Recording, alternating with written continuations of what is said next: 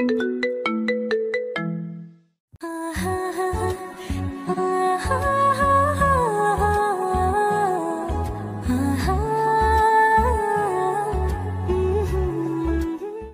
করো না, আমি বুঝিয়ে বলবো। তুমি আমাদের দেখা করিয়ে দিও। তারপর কিছুক্ষণ নীরবতা। তুমি ভাইয়াকে খুব ভালোবাসতে, তাই না ভাবি? ভাবি শুধু আমার দিকে তাকালো, চোখের পানিগুলো শেষ হয়ে গেছে। ভাইয়া নিখোঁজ হওয়ার পর ভাবি পুরো পাগল হয়ে যাচ্ছিল। আস্তে আস্তে স্বাভাবিক হয়েছে। প্রতিদিন রাতেই কাঁদতো বোধ হয়, সকালে চোখ দেখে বোঝা যেত। তোমার আর নীলার মাঝে আমি বাধা হয়ে দাঁড়ালাম, তাই না? না না, এটা তো তোমার কোনো দোষ নেই। এই সময় তোমাকে সাপোর্ট দেওয়া খুবই জরুরি, যেটা আমার দায়িত্ব। তুমি তো নীলাকে ভালোবাসো, তাহলে আমাকে বিয়ে করতে রাজি হলে কেন? আমি কিছু বললাম না। তুমি চুপ থাকলেও আমার সেটা অজানা নেই। আমি প্রশ্নসূচক দৃষ্টিতে তাকালাম। আম্মুর কথায়। এটা একটা কারণ অবশ্য। আম্মু জান্নাতকে নিজের মেয়ে হিসেবে ধরে নিয়েছে, আর ভাইয়া তো কিছু হয়নি। তাহলে ভাবিকে তার আব্বুর বাসায় যেতে হবে কেন? কিন্তু ভাইয়াকে তো খুঁজেও পাওয়া যাচ্ছে না, তাই ভাবিকে এখানে রাখার জন্য এটাই একমাত্র কার্য, আমার সাথে বিয়ে দেওয়া। আর এমন সময় ভাবির সাপোর্ট প্রয়োজন। ঠিক বললাম। তবে তবে কি? ভাবি প্রশ্নসূচক দৃষ্টিতে তাকিয়ে আছে আমার দিকে। আরো একটি কারণ আছে। আমি যেটা ভাবছিলাম সেটাই কি? তুমি কি ভাবছিলে? আমার অনাগত সন্তানের জন্য। আমি মাথা নাড়ালাম। জান্নাত প্রেগনেন্ট, 4-5 মাসের হবে। জান্নাত কিছুক্ষণ আমার দিকে তাকালো, তারপর জানো রাকিব, তুমি অনেক ভালো। কি জানি, হয়তো। আমি ভেবেছিলাম তুমি আমার উপর বিরক্ত, কিন্তু তুমি আমাকে খুব ভালোভাবেই সাপোর্ট দিচ্ছ। আমি ভাবলাম তুমি শুধু আম্মুর কথা রাখার জন্য বিয়েটা করেছো, কিন্তু সত্যিই তুমি খুব ভালো। আচ্ছা, তোমার এখন রেস্টের প্রয়োজন ভাবি, ঘুমিয়ে পড়ো, যাও। বোকা, সবার সামনে ভাবে ভাবি করবে নাকি? আম্মু এতে কষ্ট পাবে। তাহলে? ভাবি কিছুক্ষণ ভাবলো। নাম ধরে ডাকতে পারো। নাম ধরে? সমস্যা নেই তো? না, কিন্তু। আচ্ছা, যাই ডাকো, সবার সামনে ভাবি ডেকো না শুধু। ওকে, যাও শুয়ে পড়ো। Good night. Good night. আমি গিয়ে সোফায় শুয়ে পড়লাম, কিন্তু জান্নাত জানালার পাশে দাঁড়িয়ে রইল। কি হলো, ঘুমাবে না? ঘুম আসবে না। কেন? প্রতি রাতে তো নিশান আমার মাথায় হাত বুলিয়ে ঘুম পাড়িয়ে দিত। এখন তো নিশান নেই, তাই ঘুমও নেই। কিন্তু তোমার তো ঘুমানো প্রয়োজন। কিন্তু আমার তো ঘুম আসবে না। এক কাজ করতে পারি। কি? আমি মাথায় হাত বুলিয়ে দেই, ঘুমিয়ে পড়ো। জান্নাত আশ্চর্য হয়ে তাকালো আমার দিকে, ইতস্তত বোধ করছে, নিজেকে অপরাধী মনে করছে। কি হলো? না না, লাগবে না, আমি ঘুমাতে পারবো। কিভাবে? চেষ্টা করলে এমনিতেই ঘুম আসবে। আমি সোফা থেকে উঠে জান্নাতের কাছে গেলাম। আমি জানি তোমার ঘুম আসবে না, চলো, আমি মাথায় হাত বুলিয়ে দিচ্ছি। আমি জান্নাতের হাত ধরে টেনে বিছানার দিকে যেতে লাগলাম। জান্নাত অবাক হয়ে তাকিয়ে আছে আমার দিকে, কিছু বলতে পারছে না। আমি জান্নাতকে শুইয়ে দিয়ে মাথায় হাত বুলাতে লাগলাম। জান্নাত লজ্জায় চোখ বুজে নিল। জান্নাতের কেমন কেমন লাগছে। এতদিন নিশানের সাথে সংসার করলো, আর এখন তার আপন ছোট ভাইয়ের সাথে। ছি, নিজেকে অপরাধী মনে হচ্ছে জান্নাতের। জান্নাত ঘুমিয়ে গেলে আমি উঠে সোফায় গিয়ে শুয়ে পড়ি। কখন ঘুমালাম মনেই নেই। যখন ঘুম ভাঙলো, চোখ খুলে দেখলাম সকাল হয়ে গেছে। হাত পা উপরে তুলে বড় করে হাই তুললাম। বিছানার দিকে তাকিয়ে দেখলাম জান্নাত এখনো ঘুমিয়ে আছে। ঘুমন্ত অবস্থায় পরীর মতো লাগছে। কিছুক্ষণ তাকিয়ে থাকলাম, মোবাইলটা হাতে নিয়ে অন করলাম। নীলার 10টা মেসেজ দেখে আমার চোখ চরক গাছ। মেসেজ ওপেন করলাম। কংগ্রেস মিস্টার কাব্য, আপনার বিবাহিত জীবন সুখী হোক। তুমি কি জানতে না যে আমি তোমাকে কতটুকু ভালোবাসতাম? কেন এমন করলে আমার সাথে? কি দোষ করেছিলাম আমি? আমার অপরাধটা কি ছিল? You are a cheater Kabya, you are a liar. সেদিন কি বলেছিলে মনে আছে? জীবন চলে গেলেও আমাকে তোমার কাছ থেকে কেউ আলাদা করতে পারবে না। এই তার নমুনা। লাস্ট একটা জিনিসই চাই, তুমি সুখে থাকো। মেসেজগুলো পড়ে আর বুঝতে বাকি রইল না যে নীলা আমার বিয়ের ব্যাপারটা জেনে গেছে। শিট, এখন কি করে বোঝাবো নীলাকে যে আমি নিজ থেকে এই বিয়ে করতে চাইনি? কি করে বোঝাবো? উফ, কি করি এখন? সত্যি নীলা আমাকে অনেকটাই ভালোবাসে, তাই হয়তো ব্যাপারটা সহ্য করতে পারিনি। তাড়াতাড়ি করে নীলার ফোনে কল করলাম, না, বন্ধ দেখাচ্ছে। নীলা তাহলে সত্যি আমাকে প্রতারক ভেবে নিল। আমি আর কি করতাম? কিন্তু নীলা যাই করুক, নীলাকে ছাড়া তো আমি থাকতে পারবো না। আম্মুকে নীলার কথাটা বলা হয়নি, বলার সময় পাইনি। হঠাৎ করেই বিয়েটা হয়ে গেল। রাকিব, কোনো সমস্যা? নীলাতেই মগ্ন ছিলাম। হঠাৎ কারো কণ্ঠ শুনে চোখ তুলে তাকালাম। জান্নাত দাঁড়িয়ে আছে। উঠে পড়েছ? বললে না তো। না, তেমন কিছু না। আমি জানি সমস্যাটা। আমি অসহায় দৃষ্টিতে তাকালাম জান্নাতের দিকে। মেয়েটার আশ্চর্য এক ক্ষমতা আছে, মনে কথা বুঝে নিতে পারে। নীলা বিয়ের ব্যাপারে জেনে গেছে, তাই না? আমি মাথা নাড়ালাম। ভয় পেও না, তুমি শুধু আমার আর নীলার যোগাযোগ করিয়ে দিও, বাকিটা আমি দেখে নিব। আচ্ছা, মনে থাকে যেন। বলে জান্নাত ওয়াশরুমে ঢুকলো। ফ্রেশ হয়ে বেরিয়ে এলো। ফ্রেশ হয়ে নিচে আসো বলে জান্নাত নিচে চলে গেল। আমি বুঝি না মেয়েটা আমার কেয়ার করছে না আমি মেয়েটার কেয়ার করছি। ফোনটা হাতে নিয়ে নীলার ফোনে আরেকবার ট্রাই করলাম। না, সংযোগ বন্ধ দেখাচ্ছে। এই মেয়েটাও না একটুতে অভিনয় করে ফেলে, কিন্তু এই ব্যাপারটা তো একটু না, অনেক বড়ই। কারো ভালোবাসার মানুষের অন্য কারোর সাথে বিয়ে হয়ে গেলে কেউই স্বাভাবিক থাকে না। নীলাকে নিয়ে প্রচুর টেনশন হচ্ছে। আমার এমন কর্মকাণ্ডে অনেক কষ্ট পেয়েছে মেয়েটা। এসব ভাবতে ভাবতেই ওয়াশরুমে ঢুকলাম। জান্নাত নিচে নেমে এলো। খুব অস্থির লাগছে নিজেকে। রাতে একটু ঘুমাইনি।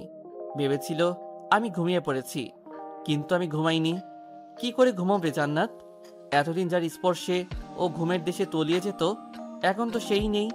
তাহলে জান্নাত ঘুমোবে কি করে? নিশান কি আর ফিরে আসবে না? যদিও আসে, তাহলে শুনে যদি ওর ছোট ভাইয়ের সাথে আমার বিয়ে হয়েছে, তখন কি ভাববে? নিশ্চয়ই খারাপ ভাববে। জান্নাত ভাবে ওর জন্যই ওর ভালোবাসাকে হারাতে চলেছে। নিজেকে কঠোর শাস্তি দিতে ইচ্ছে হচ্ছে জান্নাতের। যে করি হোক, নীলা রাকিবের ভালোবাসা সহজ করে দিতে হবে, সমস্যার সমাধান করতে হবে। আমি ফ্রেশ হয়ে একটা শার্ট পরে নিচে নামলাম। বাসাটা বেশ উৎসব মুখর, তেমনটা না হলেও একমত আর কি। যতই হোক, ছোট ছেলের বিয়ে। নিচে নামতেই দেখলাম জান্নাত আর আম্মুর মধ্যে কথোপকথন চলছে। কিরে মা, এত তাড়াতাড়ি ঘুম ভেঙে গেল? ছোট্ট করে উত্তর দিল জান্নাত। আম্মু জান্নাতের থুতনি ধরে মুখটা উঁচু করে ধরলেন। তুই কিন্তু আমাকে প্রমিস করেছিলি নিজেকে শক্ত রাখবি, নিশানের কথা ভেবে কষ্ট পাবি না। তাহলে তুমি কাঁদছো কেন আম্মু? আমার ছেলেটা এখন কোথায় আছে কে জানে। আম্মু, তোমার যেমন কষ্ট হচ্ছে আমারও তেমনি কষ্ট হচ্ছে। তাহলে আমি নিজেকে সহজ করব কি করে বলো? আম্মু জান্নাতকে জড়িয়ে ধরে কেঁদে দিলেন। দুজনই কাঁদছে। আম্মু, রাকিবকে এসবের মধ্যে জড়ানোর কি দরকার ছিল? তোর মতো এত ভালো আর মিষ্টি মেয়েকে হারাতে চাই না, যে তাই। কিন্তু রাকিবের জীবন আর ভবিষ্যৎ যে নষ্ট করে দিলে। আমার বিশ্বাস এতে রাকিবের জীবন নষ্ট নয়, বরং আরো ভালো হবে, সুন্দর হবে। যার তোর মতো একটা বউ আছে তার জীবন নষ্ট হয় কিভাবে? জান্নাত নির্লিপ্ত দৃষ্টিতে তাকিয়ে আছে আম্মুর দিকে। আচ্ছা যা, এখন টেবিলে গিয়ে বস, আমি নাস্তা রেডি করাচ্ছি। আম্মু আমার দিকে আসলো। আমাকে দেখতেই মিষ্টি একটা হাসি দিলেন। ঘুম ভাঙলো তোর? যা টেবিলে যা। টেবিলের দিকে না গিয়ে একটু বাইরের দিকে গেলাম। নীলাকে ফোনে ট্রাই করলাম, দেখি পাই কিনা, কিন্তু না, এখনো সুইচ অফ দেখাচ্ছে। হঠাৎ করে আরেকবার ট্রাই করতেই ফোন ঢুকে গেল। 2-3 বার রিং হওয়ার পর রিসিভও করলো। হ্যালো নীলা, হ্যালো নীলা, তুমি শুনতে পারছো? Hello hello. তবু ওপাশ থেকে কোনো শব্দ আসছে না। আমি জানি এটা নেট প্রবলেমের কারণে হচ্ছে না, বরং নীলা নিজ থেকে কথা বলছে না। টুট টুট টুট। শিট, কেটে দিল। কি করে বোঝাই এই মেয়েকে যে আমি কতটা ভালোবাসি ওকে? সারা রাত কত কষ্টের মধ্যে কাটিয়েছি ওর জন্য। নীলা কি সেটা বুঝতে পারবে না কখনো? আরও কয়েকবার ট্রাই করলাম, রিং হচ্ছে, রিসিভ করছে না। 5-6 বার কল করার পর যখন ধরলো না, তখন একটা মেসেজ করলাম, নীলা প্লিজ একটাবার ফোনটা রিসিভ করো, শুধু একটাবার প্লিজ। মেসেজ দেওয়ার কিছুক্ষণ পর আবার কল করলাম। এখন 2-3 বার রিং হওয়ার পর রিসিভ করলো। হ্যালো, তুমি শুনতে পারছো? একটাবার কথা বলো প্লিজ। কিছুক্ষণ নীরব থাকার পর, কি আর বলবে তুমি? বাসরাতের গল্প শোনাবে তাই না? প্লিজ কেঁদো না, আমার কথাটা শোনো প্লিজ। ওপাশে নীলা ফুপিয়ে ফুপিয়ে কাঁদছে। দেখো লক্ষ্মীটি, কেঁদো না প্লিজ। চুপ, একদম আমাকে ইমপ্রেস করার চেষ্টা করবে না। আচ্ছা, অন্ততপক্ষে কান্নাটা থামিয়ে আমার কথাটা শুনো। নীল কান্না থামালো, তবুও ফুপানো শোনা যাচ্ছে। নীলা, আমি এই বিয়েটা আমার নিজের ইচ্ছেতে করিনি। ও, ভালো কথা। তারপর? বিশ্বাস করো, আমি আম্মুর কথা রাখার জন্য এই বিয়েতে রাজি হয়েছি। বাহ, বেশ তো। বিয়ে করে ফেলেছ, অথচ বিয়েতে তোমার মতো ছিল না। গল্পটা বেশ মানিয়েছ। আগে তো তুমি বোকাশোকা ছিলে, এখন বেশ চালাক হয়ে গেছো।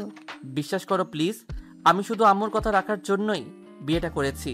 কাকে করেছি জানো? কাকে আবার? জান্নাত নামের একটা মেয়েকে।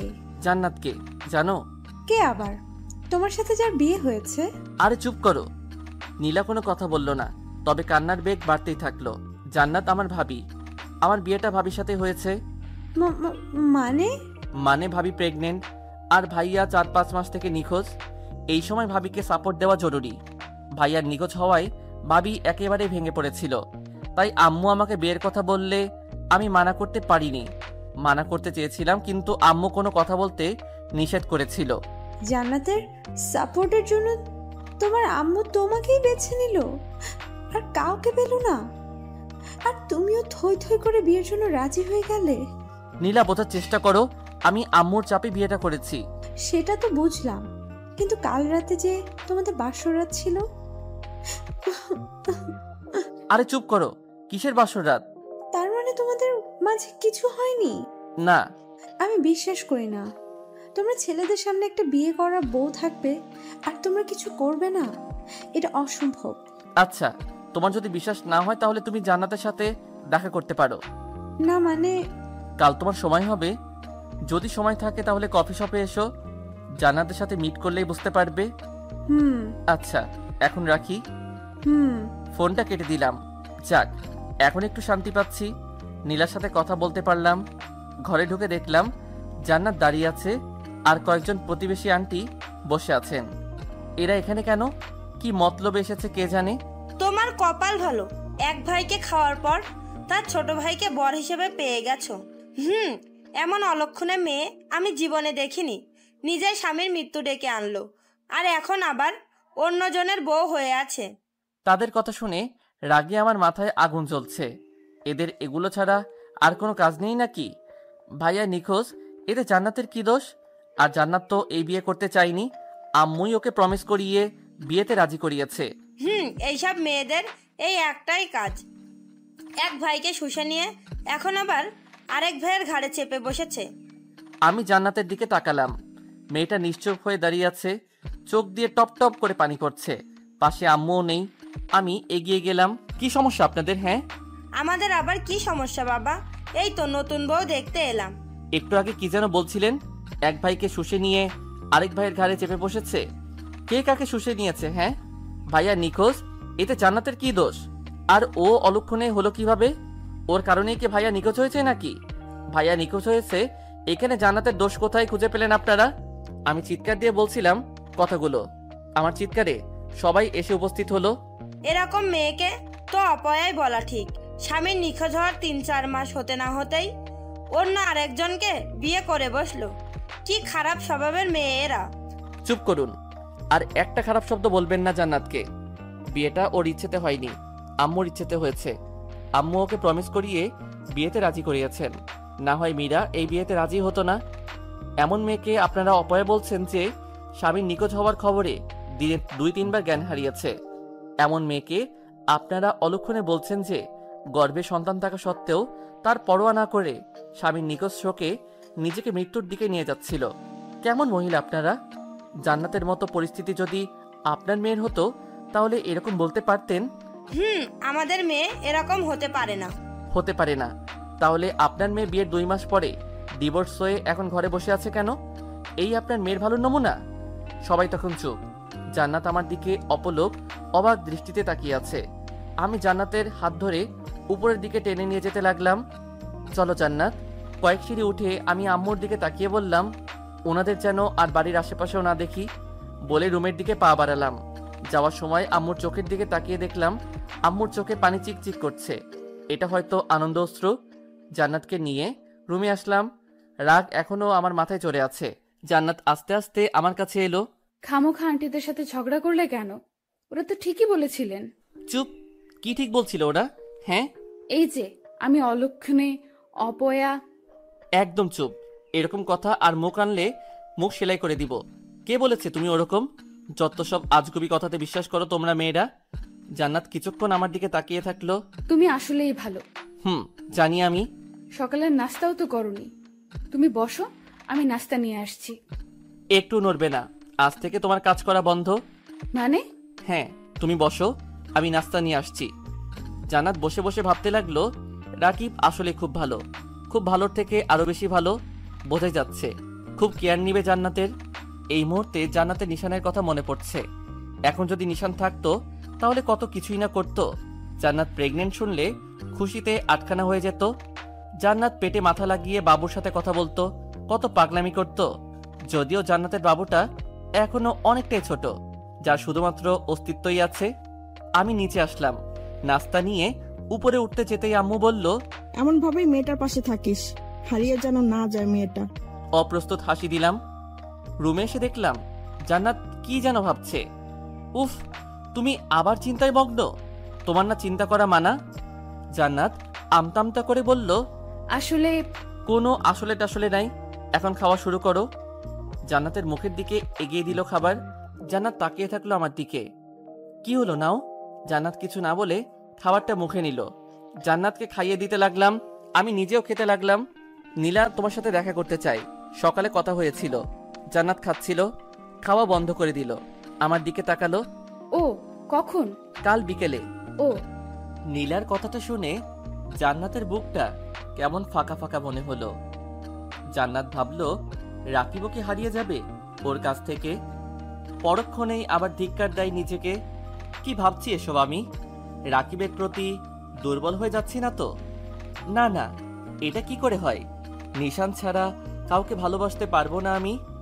একমাত্র নিশানই আমার ভালোবাসার জগৎ, আর কেউ না, রাকিবও না। হয়েছে, আর খাবো না। খাবে না মানে? এগুলো কে খাবে? তুমি খাবে। না না, আমি একা খাবো না, আমার সাথে তোমাকেও খেতে হবে। আমি আর খাবো না, প্লিজ। ওকে, তাহলে খাবার রেখে আসি। রেখে আসবে কেন? তুমি খাবে না? না, তুমি যখন খাচ্ছ না তাহলে আমিও খাবো না। বললাম তো আমার পেট ভরে গেছে। রাগ করো না, তুমি খেয়ে নাও। খেতে পারি, একটা শর্ত। শর্ত? কি শর্ত? যদি তুমি খাইয়ে দাও। জান্নাত চমকে উঠল। এরা দুই ভাইয়ের মাঝে এত মিল, প্রতিটা কাজেই একে অপরের প্রতিরূপ। নিশানও এই কাজটা করত, ওকে প্রায়ই খাইয়ে দিতে হতো। আমি নিশানকে যতই ভুলতে চাই ততই নিশান আমার কাছে চলে আসছে। আমি তো নিশানকে ভুলতে চাইনি, নিশানের স্মৃতি নিয়ে বেঁচে থাকতে চাই।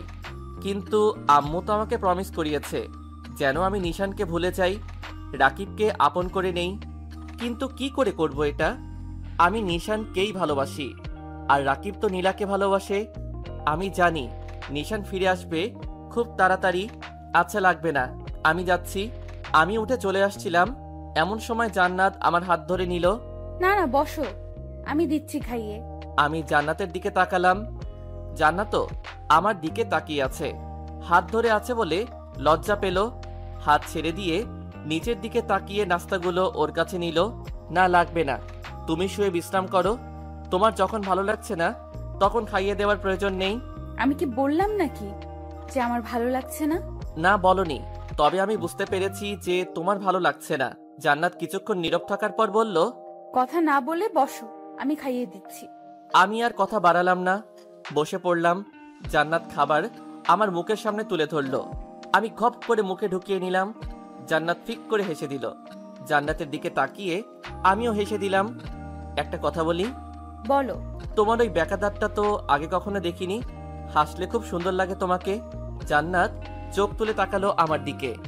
জান্নাত ভেবে পায় না এদের মধ্যে এত মিল কি করে হতে পারে।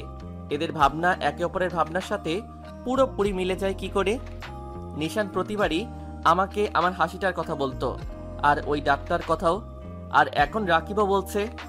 রাকিব আমাকে নিশানের কথা ভুলাতে চাইছে, অথচ বারবার শুধু মনে করিয়েই দিচ্ছে। তবে রাকিব তুমি খুব ভালো। জান্নাত অপলক দৃষ্টিতে তাকায় আমার দিকে।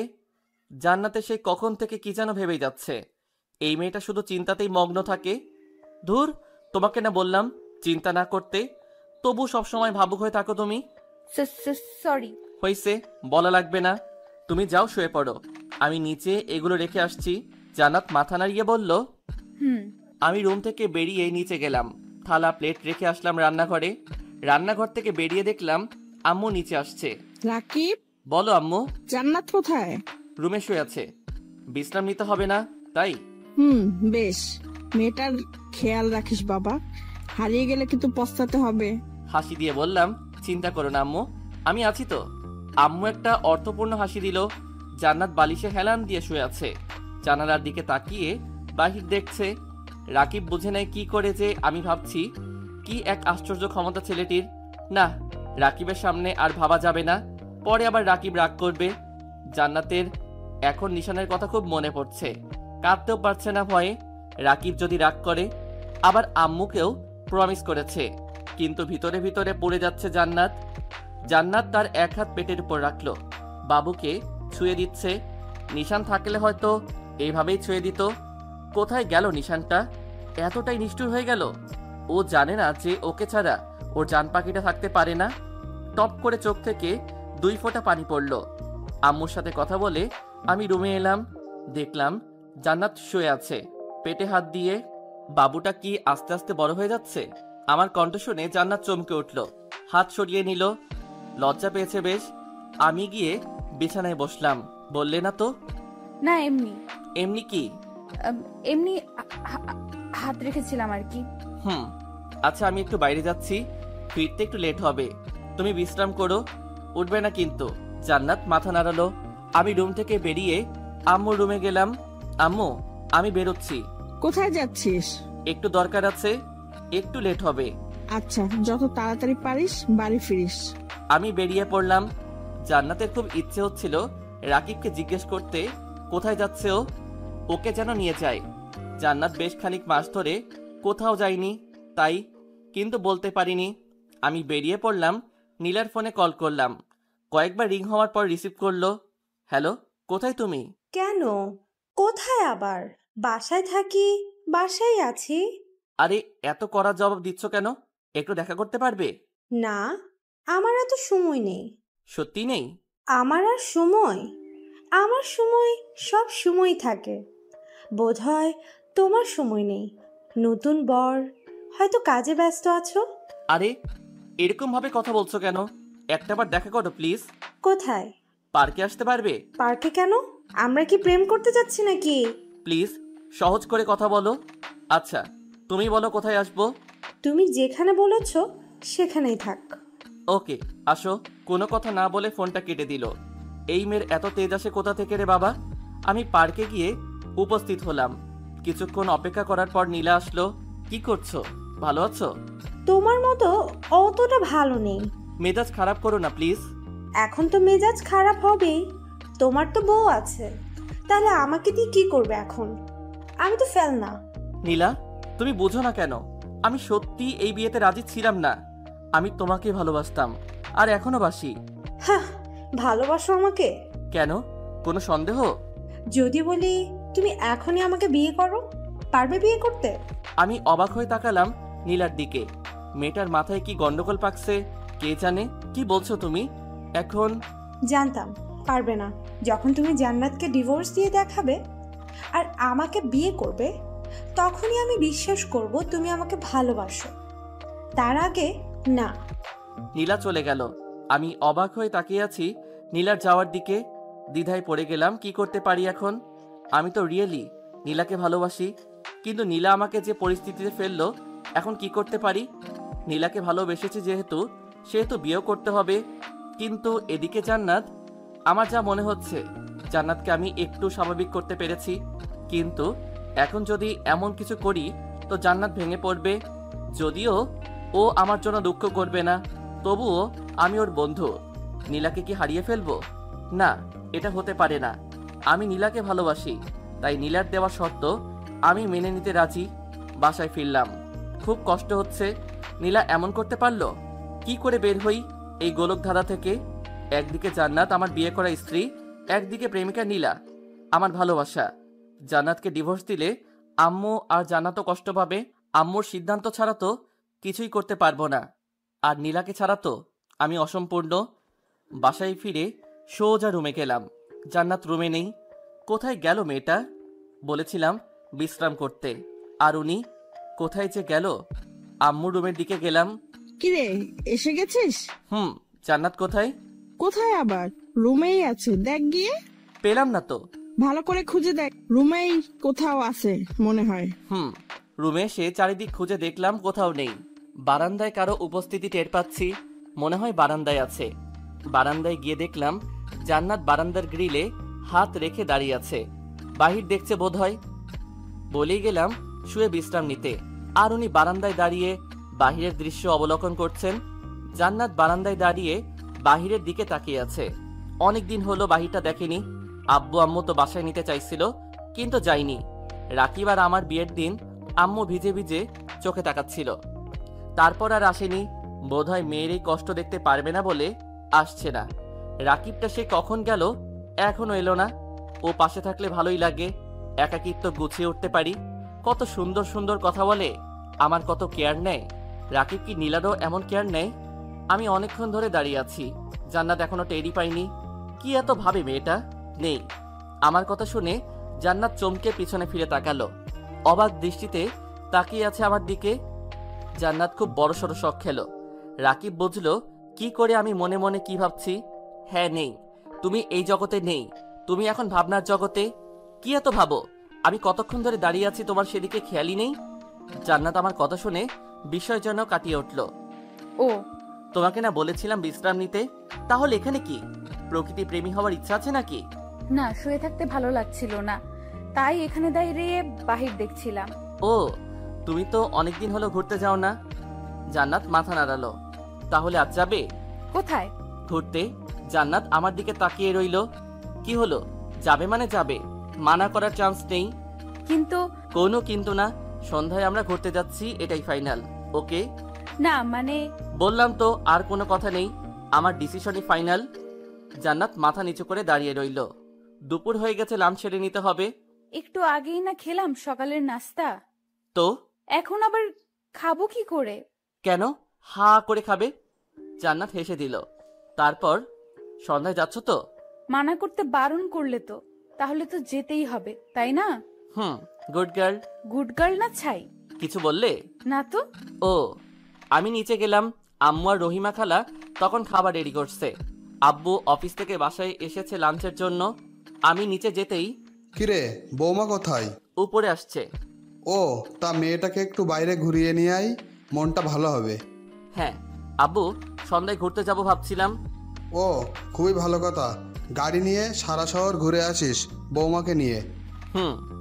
জান্নাত রুমেই আছে, ভাবুক হয়ে বসে আছে। রাকিব বুঝে নিল যে ও ঘুরতে যেতে চায়। কি করে? আশ্চর্য। কিন্তু আমার যাওয়াটা কি ঠিক হবে? যদি না যাই তাহলে তো রাকিব রাগ করবে। কি করি? যেতেই তো হবে। নিশানটা যে কেন এমন করলো আমার সাথে? আজ তো রাকিবের বদলে নিশানের সাথে ঘুরতে যাওয়ার কথা ছিল, কিন্তু নিয়তি সেটা হতে দিল না। নিশানের বদলে রাকিবকে ঠিক করেছে নিয়তি, কিন্তু রাকিবকে আমি কি করে মানা করি? ও তো মানা করতেও বারণ করেছে। যাক, এসব কথা এখন নিচে যাই, না হয় ও নিজে উপরে এসে যাবে। জান্নাত রুম থেকে বেরিয়ে নিচে চলে গেল। জান্নাতের জন্য অপেক্ষা করছিলাম। জান্নাত সিঁড়ি দিয়ে নিচে নামলো। জান্নাতকে দেখতেই আব্বু স্নেহপূর্ণ একটা হাসি দিল। গুড। দুপুরে আম্মু আব্বুর কথায় আমরা হেসে উঠলাম। আমরা জানি আব্বু জান্নাতকে হাসানোর জন্য বলেছে এটা। জান্নাতরা ঠিক করে হেসে দিল। শুভ নুন। আম্মু তো হাসতে হাসতে গড়াগড়ি খাচ্ছে জান্নাত আর আব্বুর কথাবার্তার ধরন দেখে। কেমন কাটলো আজ দিনটা? ভালো কেটেছে আব্বু। সন্ধ্যায় আরো ভালো কাটবে। সন্ধ্যায় তুমি আর রাকিব বেড়াতে যাবে। জান্নাত আমার দিকে তাকালো। জান্নাত হয়তো ভাবিনি আমি আব্বু আম্মুকে বলবো ব্যাপারটা। আচ্ছা, এখন আয়, বস, খেয়ে নে আম্মু। জান্নাত আমার পাশে বসলো। গল্প করতে করতে খাবার খেয়ে নিলাম। আব্বুও অফিসে চলে গেল। আব্বুকে টিফিন সাথে দিলেও বাসায় খেতে আসে। সে নাকি একা একা খেতে পারে না, সবার সাথে খেতেই নাকি মজা। সন্ধ্যা হয়ে গেছে। আমি রুমে গিয়ে দেখলাম জান্নাত আলমারিতে কি যেন খুঁজছে। কি খুঁজছো? শাড়ি? জান্নাত ঘুরে দেখলো, আমি মাথা নাড়ালো। পছন্দ হচ্ছে না? না। আমি চুজ করে দিচ্ছি। শাড়িগুলো উল্টে পাল্টে দেখলাম। একটা সাদা শাড়ি পছন্দ হলো, আমি জান্নাতের দিকে এগিয়ে গেলাম। এটা এটা পরলে তোমাকে সাদা পরীর মতো লাগবে। কি হলো? না কিছু না। আমি একটা নীল শার্ট প্যান্ট পরে রেডি হয়ে নিলাম, রুম থেকে বেরিয়ে গেলাম। নীলাকে কল করতে হবে, না জানি মেয়েটা কি করছে। আমাকে শক্ত শক্ত কথা বললেও আমি জানি ও নিজে কষ্ট পেয়েছে। কল দিলাম কিন্তু রিসিভ করছে না। কিছুক্ষণ পর মোবাইলটা সুইচ অফ দেখাচ্ছে। শিট, মোবাইলটা বন্ধ করে দিয়েছে। জান্নাত অবাক হচ্ছে, এরা দুই ভাইয়ের পছন্দ এক হয় কি করে? চলাফেরাও এক। নিশান ঠিক একই কথা বলতো, সাদা শাড়ি তোমাকে সাদা পরীর মতো লাগবে। নিশানও সাদা শাড়িটাই পছন্দ করত। আমি নিজেই ছিলাম, জান্নাতের জন্য অপেক্ষা করছিলাম। জান্নাত যখন নিচে নামলো, আসলেই জান্নাতকে সাদা পরী লাগছে। এত সুন্দর মেয়েটা। জান্নাত নিচে নেমে যখন দেখলো আমি তাকিয়ে আছি, তখন একটু লজ্জা পেল। কি হলো, এভাবে তাকিয়ে আছো কেন? না, এমনি। আম্মু যাচ্ছি। যা, যতক্ষণ মন চায় ঘুরে ফিরিস। জান্নাত একটা হাসি দিল। গাড়ি উঠলাম দুইজন। গাড়ি আমি ড্রাইভ করছি।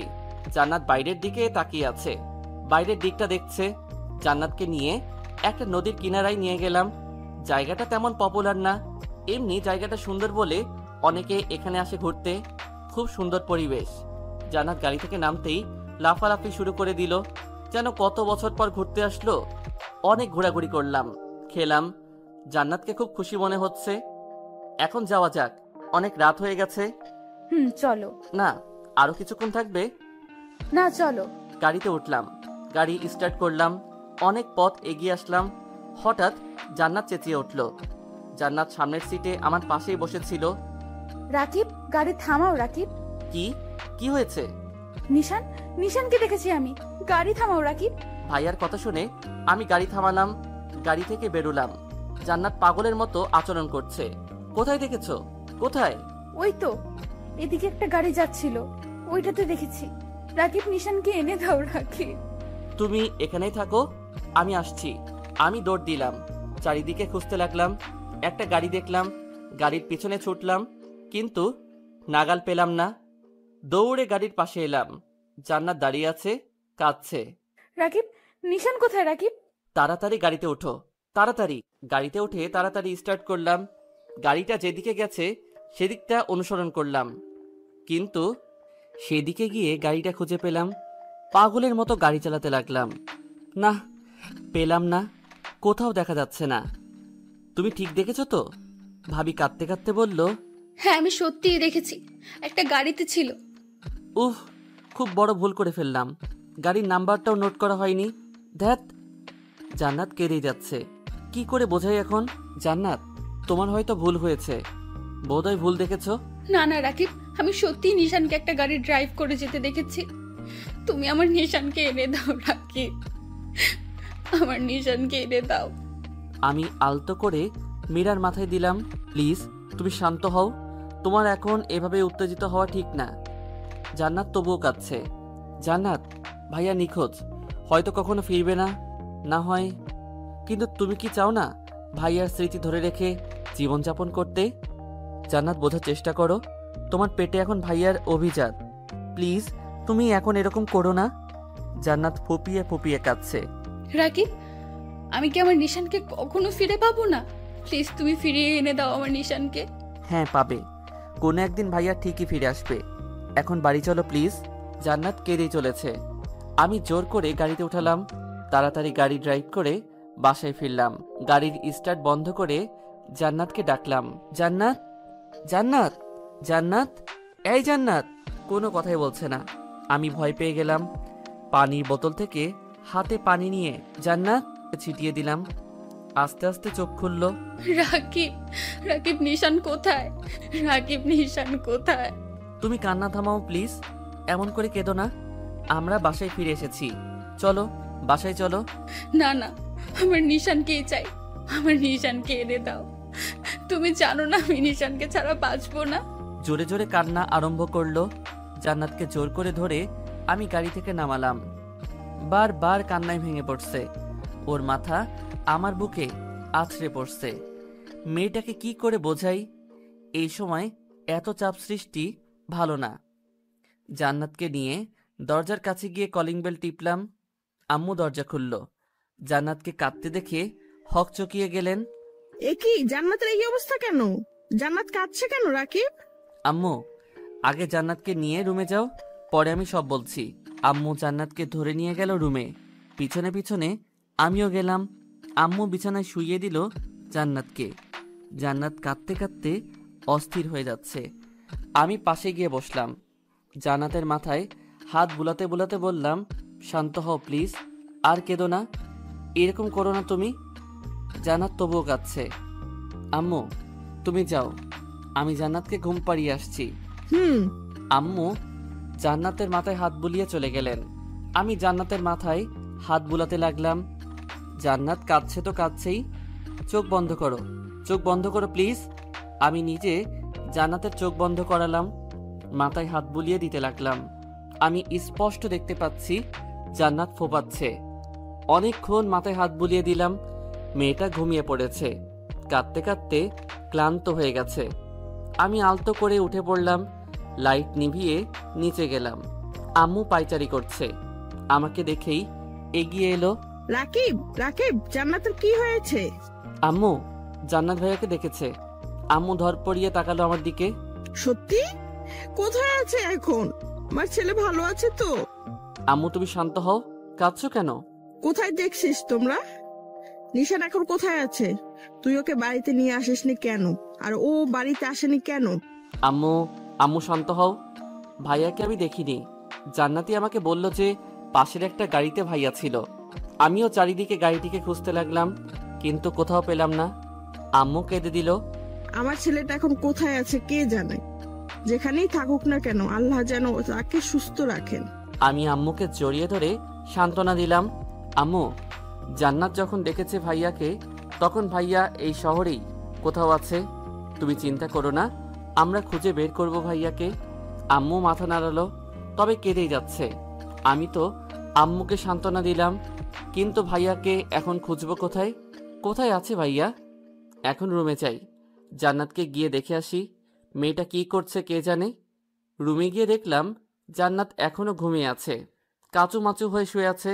আমি গিয়ে ওর মাথার পাশে বসলাম, মাথায় হাত বুলিয়ে দিতে লাগলাম। আমি জান্নাতের মুখের দিকে তাকিয়ে আছি। কি আছে ওর মুখে যেটা আমাকে টানছে ওর দিকে? এত মায়াবী মেয়েটা। জান্নাতের প্রতি আমি আকৃষ্ট হয়ে পড়ছি। কিছুক্ষণ জান্নাতের মাথায় হাত বুলিয়ে দিলাম, তারপর বারান্দায় গেলাম। নীলার ফোনে ট্রাই করছি, কিন্তু ফোন রিসিভ করছে না। ধ্যাত, ফোন ধরছে না কেন? আরেকবার ট্রাই করে দেখি। কয়েকবার রিং হওয়ার পর ফোন রিসিভ করলো। কি সমস্যা, ফোন ধরছো না কেন? সমস্যাটা আমার না, তোমার। তুমি যদি সত্যি আমাকে ভালোবেসে থাকো, তাহলে আমার শর্ত পূরণ করবে। আর যেদিন তুমি আমার শর্ত পূরণ করতে রাজি হবা, সেদিনই ফোন দিবে, তার আগে নয়। টুট টুট টুট। কি হলো? কেটে দিল? নীলা এমন কড়া কড়া কথা আমাকে শোনাতে পারলো? ওর শর্ত পূরণ করতে না পারলে ওকে কল দিব না, কিন্তু নীলার সাথে কথা না বলে আমি থাকবো কি করে? বুঝতে পারছি না কিছু, কেন এমনটা ঘটলো সবার সাথে। রুমে এলাম, জান্নাত এখনো ঘুমাচ্ছে। বাইরে খেয়ে এসেছি, তাই আর না খেয়ে শুয়ে পড়লাম। এরপর সপ্তাহ দিন কেটে গেল। জান্নাত এখন একটু স্বাভাবিক। খুব কষ্ট করে মেয়েটিকে স্বাভাবিক অবস্থায় ফিরিয়ে এনেছি। প্রথম কয়েকদিন তো খাওয়া দাওয়া ছেড়ে দিয়েছিল, কাঁদতেই থাকতো সারাদিন। তারপর এই কয়েকদিন জান্নাতকে নিয়ে অনেক জায়গায় ঘোরাঘুরি করলাম। প্রায় প্রতিদিনই জান্নাতকে নিয়ে ঘুরতে যেতাম। রাতে মাথায় হাত বুলিয়ে ঘুম পাড়িয়ে দিতাম, গল্প করতাম। বাবুর উপর চাপ পড়বে বলে জান্নাত এখন তেমন ভাবে না, আর কাঁদেও না, তবে উদাস হয়ে থাকে। আর এদিকে নীলার সাথে একবারও কথা হয়নি সেই দিনের পর থেকে। নীলা সিম বন্ধ করে রেখেছে। রাত হয়ে গেছে। জান্নাত বারান্দায় ইজি চেয়ারে বসে আছে। আমাকে যে করেই হোক নীলার দেওয়া শর্ত পূরণ করতে হবে। যে করেই হোক জান্নাতকে বলতে হবে। আমি বারান্দায় যাচ্ছি, আবার আসছি। অস্বস্তি লাগছে, কি করে বলবো জান্নাতকে? জান্নাত হয়তো আমার উপস্থিতি টের পেল, পিছনে না তাকিয়েই বলল, রাকিব, হ্যাঁ হ্যাঁ। কিছু বলবে? ঘুরে আমার দিকে তাকালো। আমি মাথা নাড়ালাম। বলো। তুমি যদি কষ্ট পাও? নিচের দিকে তাকিয়ে বললাম। জান্নাত, কি আসলো? কষ্ট পাবো কেন? আর আমি জানি তুমি আমাকে এমন কোনো কথা বলবে না যাতে আমি কষ্ট পাই। আমি চোখ তুলে জান্নাতের দিকে তাকালাম। এ কি, তোমার চোখ লাল কেন? জান্নাত চেয়ার থেকে উঠে পড়ল, আমার পাশে এসে আমার হাত ধরলো। বলো কি হয়েছে তোমার? একমাত্র তুমিই ছিলে আর আছো যে আমাকে আমার পরিস্থিতির সাথে মোকাবেলা করতে সাহায্য করেছো আর করছো। এখন বলো আমি তোমার জন্য কি করতে পারি। আমি কোনো কথা না বলে নিচের দিকে তাকিয়ে রইলাম। জান্নাত এসে আমার দু গালে হাত দিয়ে মাথা উপরে তুলল, আমার চোখের দিকে তাকালো। বলো। নীলা বলেছে। কি হলো, থেমে গেলে কেন? কি বলেছে বলো। তোমাকে ডিভোর্স দিয়ে যেন ওকে বিয়ে করে নেই। জান্নাতের মুখ মলিন হয়ে গেল, আমার গাল থেকে হাত লাগিয়ে নিল। আমি জানি তুমি কষ্ট পাবে, তুমি নিজেকে দোষারোপ করবে, তুমি হয়তো ভাববে তুমি খারাপ, তাই আমি তোমাকে ছেড়ে চলে যাচ্ছি। কিন্তু তুমি খুব ভালো জান্নাত, নীলার এই শর্ত পূরণ না করলে ও আমার সাথে আর সম্পর্ক রাখবে না। তাই জান্নাত মলিন একটা হাসি দিল। না, আমি কষ্ট পাইনি। আচ্ছা তুমি ডিভোর্স পেপার রেডি করো। সত্যি আমি তোমাকে কষ্ট দিতে চাই না। জান্নাত হাসলো। আমি কষ্ট পাইনি, তোমরা দুজন এক হতে পারলেই আমি খুশি, তোমাদের সমস্যা মিটলেই আমি খুশি। আমি জান্নাতকে জড়িয়ে ধরলাম। সত্যি তুমি খুব ভালো। খুব শক্ত করে জড়িয়ে ধরলাম। জান্নাতও হাত দুটো দিয়ে আমাকে জড়িয়ে ধরলো। আমি জড়িয়ে ধরা থেকে ছেড়ে জান্নাতের গাল দুটো ধরে বললাম, you are very good girl. আমি এমনই একটা বন্ধু চাই। হবে তো? আসলো, তবে হাসিটা নিষ্প্রাণ। আমি রুমের দিকে গেলাম। জান্নাতের বুকটা কেমন খালি খালি লাগছে, যেন কিছু একটা হারিয়ে ফেলছে। জান্নাত ভাবে, তবে কি আমি রাকিবকে ভালোবেসে ফেললাম? একে ভালোবাসবো না তো কাকে ভালোবাসবো? এত ভালো আবার কেউ হয় নাকি? তবে নিশানও তো আমার মন থেকে যাচ্ছে না। নিশানকেও তো আমি আমার জীবন থেকে বেশি ভালোবাসি। কিন্তু রাকিব আমার জীবন থেকে সরে যাচ্ছে দেখে আমার এত কষ্ট হচ্ছে কেন? না, কাউকে ছাড়তে পারবো না আমি দুজনকেই ভালোবাসি। জান্নাত কেঁদেই চলছে। বিধাতা কেন ওকে এই দ্বিধার মধ্যে ফেললেন? এদিকে নীলা রুমে উপর হয়ে শুয়ে আছে, কাঁদছে। জান্নাতকে কষ্ট দিয়ে নীলা নিজেও কষ্ট পাচ্ছে। রাকিবের সাথে কড়া করে বলা কথাগুলো নীলাকে বেশি কাঁদাচ্ছে। কি করে রাকিব এত কঠিন কঠিন কথা বলতে পারলো? কি করে? নীলার আব্বু মেহতাব হোসেন রুমে ঢুকলেন, বুঝতে পারলেন মেয়েটা কাঁদছে। কি হয়েছে আম্মু? নীলা চোখ মুছে নিল তাড়াতাড়ি। ওর আব্বুর দিকে তাকিয়ে একটা হাসি দিল। কিছু না আব্বু। কি ভাবছিস তুই নিজেকে? খুব বড় হয়ে গেছিস? তুই আমার কাছে এখনো সেই ছোট্ট খুকিই আছিস, আর সেই তুই আমার কাছে তোর কাদার বিষয় লুকাচ্ছিস। নীলা কেঁদে দিল। কি হয়েছে আম্মু বল। নীলার কাছে গিয়ে মাথায় হাত বুলাতে বুলাতে বললেন, আব্বু, রাকিব। কি হয়েছে? রাকিব বিয়ে করে নিয়েছে, আর সেদিন আমি রাকিবের সাথে খুব খারাপ ব্যবহার করেছি। কি বলিস? রাকিব বিয়ে করে নিয়েছে? তারপর নীলা তার আব্বুর সব খুলে বলল। ও, ছেলেটা চাপে পড়ে বিয়ে করেছে হয়তো, কিন্তু তোর কাজটা করা ঠিক হয়নি। কোন কাজটা আব্বু? রাকিব আর জান্নাতের বিয়ে কয়দিন হয়েছে? 14 দিন। ওরা এখন স্বামী স্ত্রী। ওদের মাঝে যে মায়া সৃষ্টি হতে চলেছে তা তুমি ডিভোর্সের মাধ্যমেও ত্যাগ করতে পারবে না। আমি কি বলছি তা তুই বুঝতে পারছিস? জান্নাত আর রাকিব এখন স্বামী স্ত্রী, এক ছাদের নিচেই তাদের বাস। যদিও তারা একে অপরকে ভালোবাসে না, শুধু একটু কেয়ার। তবে আম্মু, ভালোবাসা জেনে শুনে আর বলে আসে না। ওরা স্বামী স্ত্রী, তাদের মাঝে মায়া জমতেই পারে। আর মায়া থেকে ভালোবাসা, যেটা তোমার ভালোবাসার চেয়ে শক্ত। তুমি কি বলছো আব্বু? ওরা একে অপরকে ভালোবাসে? না বাসলেও একবার না একবার ভালোবাসবেই। তাই তোমার উচিত ওদের মাঝখানে না থাকা। তুমি কি বলছো আব্বু? আমি রাকিবকে ভুলে যাব? সেটা তোমার ব্যাপার আম্মু। তুমি যদি সত্যিকারে রাকিবকে ভালোবেসে থাকো তাহলে এই পথ থেকে সরে আসো। আমি তোমার রাকিব আর জান্নাতের ভালোর জন্যই বলছি, ভেবে দেখো। মেহতাব হোসেন মেয়ের মাথায় হাত বুলিয়ে চলে গেলেন। নীলার মাথায় আকাশ ভেঙে পড়ল। ওকে রাকিবকে ভুলতে হবে। না না, এটা অসম্ভব। নীলা লাফ মেরে বিছানায় শুয়ে বালিশ আঁকড়ে ধরে কাঁদতে লাগলো। আব্বু এটা কি বলছে? রাকিবকে আমি ভুলবো কি করে? রাকিবকে তো আমি আমার জীবনের চেয়েও বেশি ভালোবাসি। আব্বু আমাকে রাকিবের থেকে আলাদা করতে চাইছে কেন? নীলা ফুপিয়ে ফুপিয়ে কাঁদতে লাগলো, বালিশ আঁকড়ে ধরে কাঁদতে লাগলো। জান্নাত বিছানায় শুয়ে আছে আর রাকিব সোফায়। এই প্রতিদিনকার ঘটনা। রাকিব এপাশ ওপাশ করছে আর জান্নাত এক দৃষ্টিতে রাকিবের দিকে তাকিয়ে আছে। কি আছে ওর ওই মুখে? ছেলেরা আবার মায়াবী আর সুন্দরী হয় নাকি? কি করে ছাড়ি ওকে, যে আমার দুঃসময়ে পাশে থেকেছে? রাকিব, কি, এনিথিং রং? না, তাহলে? জান্নাতের দ্বিধা হচ্ছে কথাটা বলতে। কি হলো বলো? না মানে বিছানায় এসে সব। না, সোফায় শুতে পারবো, অসুবিধা হচ্ছে না তো। তুমি ঘুমিয়ে পড়ো। একটা দিনই তো। জান্নাতের কথা শুনে রাকিবের মুখ মলিন হয়ে গেল। আসলেই তো, কাল ওরা ডিভোর্সের জন্য এজন্য অ্যাপ্লাই করবে। এটাই হয়তো শেষ রাত। প্লিজ। রাকিব জান্নাতের দিকে তাকালো। জান্নাত যেন খুব করে চাইছে রাকিব যেন ওর পাশে শয়। রাকিবও তো চাইছে, কিন্তু ওকে। রাকিব বালিশ নিয়ে বিছানায় রাখলো, জান্নাতের পাশে গিয়ে শুলো। জান্নাত চিত হয়ে শুলো, রাকিবও একই রকম শুলো। মাঝখানে কোনো বালিশ নেই। আমার অস্বস্তি লাগছে জান্নাতের পাশে এরকম ভাবে শুতে। মাঝখানে একটা বালিশ রাখি, আমি তো আবার বেশি এপাশ ওপাশ হই। কখন আবার তোমার পেটে ডিসুম করে ঘুষি বসিয়ে দেই। জান্নাত হাসলো। লাগবে না। ও। কিছুক্ষণ নীরবতা। আচ্ছা রাকিব, মানুষ বড় অদ্ভুত তাই না? কখন কাকে ভালোবেসে ফেলে বলা যায় না। আমি জান্নাতের দিকে তাকালাম। জান্নাত নীরব দৃষ্টিতে তাকিয়ে আছে আমার দিকে। আসলেই। একটা কাজ করবে? কি?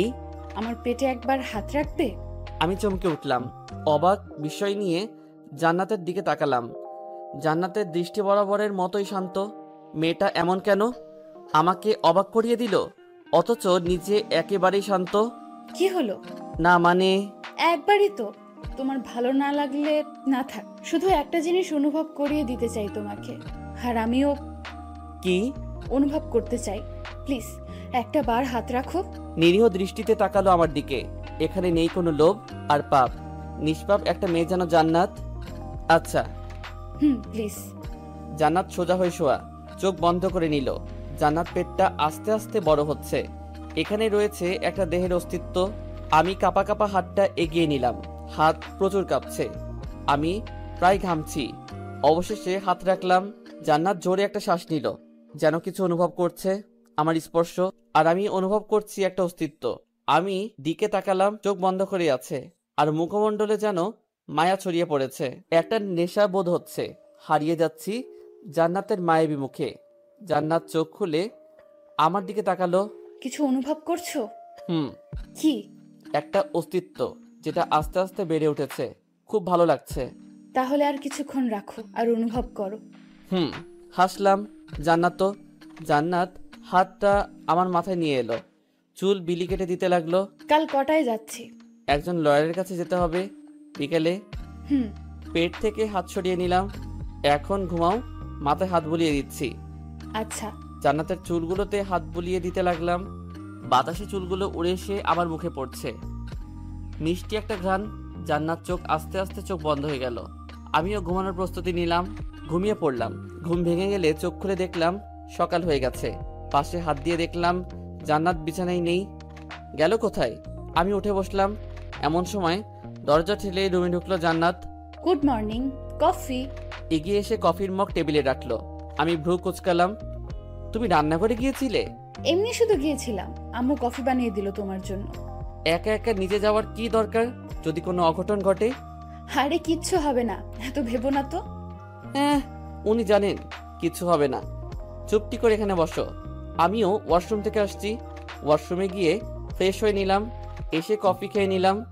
রাকিব, একটা কথা বলি? বলো, যতটা মন চায়। জান্নাত বলল। ডিভোর্সের পরেও কি আমার যত্ন নিবে? আমি চোখ তুলে জান্নাতের দিকে তাকালাম। শুধু দ্বিধা ফেলে দেয় মেয়েটা। তখন তো তোমার কেয়ার করার জন্য ভাইয়া থাকবে। কোথায় তোমার ভাইয়া? এই রে, ফেসে গেলাম। এখন কি বলি?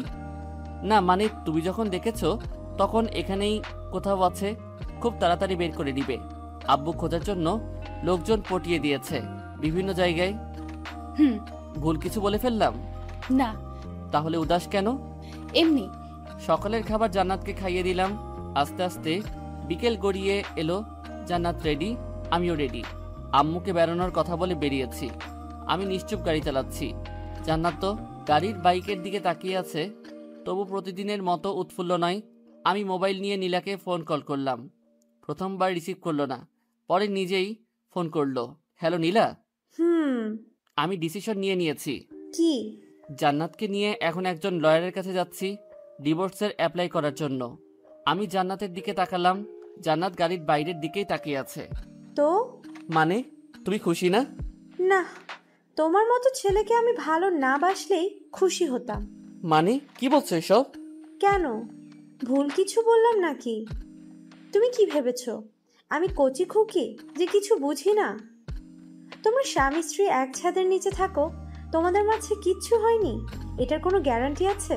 নীলা, বিলিভ মি, সত্যি আমাদের মাঝে কিছু হয়নি। তুমি জান্নাতকে জিজ্ঞেস করো। ওকে, আর কি জিজ্ঞেস করব? তোমাদের মতো ছেলেদেরকে আমার চেনা আছে, আর আমি তো কখনো তোমাকে ভালোবাসিনি, শুধু টাইম পাস ছিল। কি ভেবেছিলে তুমি বিয়ে করেছো এতে আমি কষ্ট পেয়েছি? আরে এটা তো ইম্পসিবল। আমি শুধু অভিনয় করেছিলাম এতদিন।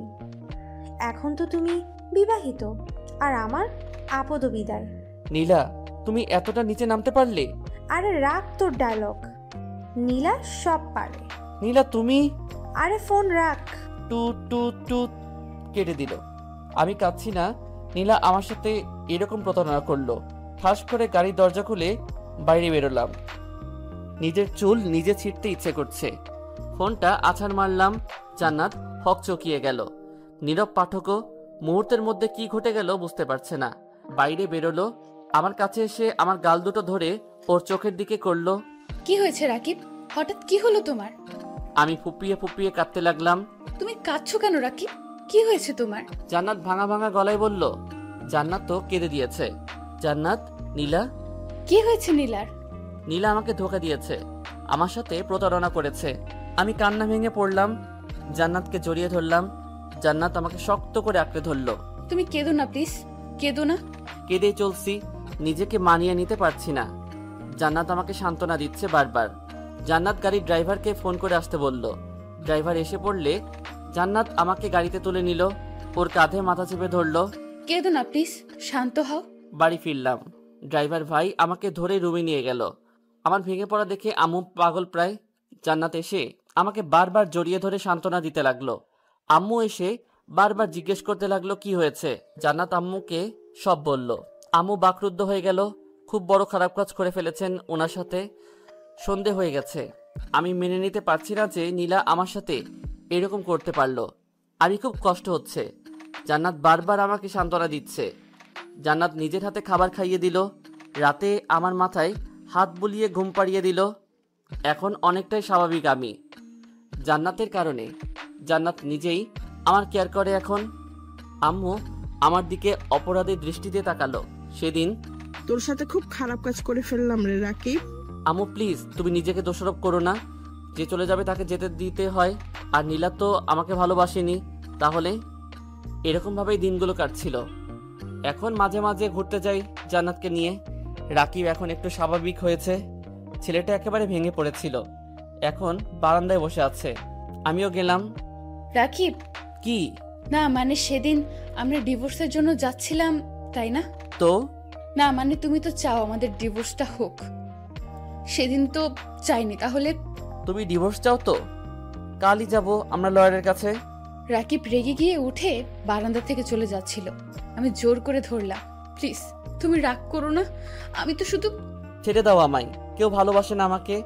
ছেড়ে দিতে চাও তো আমাকে? ওকে চলে যাও, ছেড়ে যেতে পারো। রাকিব শান্ত হও প্লিজ, ওটা তো তুমি। হ্যাঁ বলেছিলাম, তাই বলে এখন তুমিও চাও সেটা? ছেড়ে দাও আমায়, আমি জানি কেউ আমাকে ভালোবাসে না। আমি জোর করে রাকিবকে বিছানায় বসালাম। ছেলেটা কাঁদছে, ওর মাথাটা আমি বুকে রাখলাম। আমি কি খুব খারাপ? কে বললো তুমি খারাপ? তাহলে ছেড়ে চলে যেতে চাও কেন? সরি, আর বলবো না, এই কান ধরলাম। এবার হাসো। জান্নাতকে নিয়ে বেড়াতে এলাম পার্কে। একটা বেঞ্চে বসেছিলাম, হঠাৎ ভাইয়ার মতো কাউকে চোখে পড়লো। আমি এগিয়ে গেলাম, পিছনে গিয়ে কাঁধে হাত রাখলাম। পিছনে ফিরতেই আমি চমকে উঠলাম। ভাইয়াকে দেখেই আমি জড়িয়ে ধরলাম। ভাইয়া, তুই এতদিন কোথায় ছিলি? তুই জানিস তোকে কত খুঁজেছি। আমি কেঁদে দিলাম। ভাইয়া ও আমাকে জড়িয়ে ধরলো। সরি রে, বাসায় যেতে পারলাম না আমি, শুধু জান্নাতকে একটা জবাব দেওয়ার ভয়ে। এতদিন কোথায় ছিলি? সেদিন যখন বন্ধুর কার নিয়ে একটা কাজে যাচ্ছিলাম, তখন সেখানে যাওয়ার সময় আমি অ্যাক্সিডেন্ট করি, আর তারপর আল্লাহর অশেষ কৃপায় বেঁচে ফিরি। জান্নাত ভাইয়াকে দেখে কেঁদে দিল, গিয়ে জড়িয়ে ধরলো। কোথায় ছিলে এতদিন তুমি? এত কষ্ট কেন দিলে আমাকে? সরি জান্নাত, তোমাকে আমি কষ্ট দিতে চাইনি। মিশু। বলতে একটা মেয়ে এগিয়ে এলো, বেশ সুন্দর। সরি জান্নাত, আমাকে ক্ষমা করে দিও। আমি তোমাকে ভালোবাসতাম ঠিকই, কিন্তু এই মেয়েটাকে দেখছো, এই মেয়েটাই আমার জীবনটা বাঁচিয়েছে, সেবা করে সুস্থ করে তুলেছে। ওর ভালোবাসা আমি কিভাবে উপেক্ষা করি বলো? আমি মিশুকে ভালোবাসি। ভাইয়া নিচের দিকে তাকিয়ে আছে। জান্নাত পিছু হটতে লাগলো। আমি নীরব দর্শক, কি হতে পারে ভাবছি। জান্নাত নিজেকে সামলে নিল, আমার পাশে এসে হাত ধরে আমাকে এগিয়ে নিয়ে গেল। ধন্যবাদ মিস্টার নিশান, আপনি বেশ বড় দ্বিধার হাত থেকে বাঁচালেন আমাকে। আসলে রাকিব আমার স্বামী, আমি ওকে না আপনাকে ভালোবাসি তা নিয়ে দ্বিধায় পড়ে গেছিলাম। কিন্তু যদি কখনো আপনার সাথে দেখা পড়তো, তখন আমি রাকিবকেই বেছে নিতাম। আই রিয়েলি লাভ হিম। চলো রাকিব। আমাকে টেনে নিয়ে গাড়িতে উঠালো। আমি অবাক হয়ে তাকিয়ে থাকলাম। কি করছে জান্নাত? গাড়ি স্টার্ট করো। জান্নাত। কোনো কথা না। আমি গাড়ি স্টার্ট করলাম, সোজা বাড়িতে গেলাম। জান্নাত বাসায় গিয়ে সোজা রুমের দিকে গেল সিঁড়ি দিয়ে। আমিও গেলাম। বারান্দায় গিয়ে বাইরের দিকে তাকিয়ে থাকলো। এটা কি হলো জান্নাত? কেন, কি হলো? ভাইয়া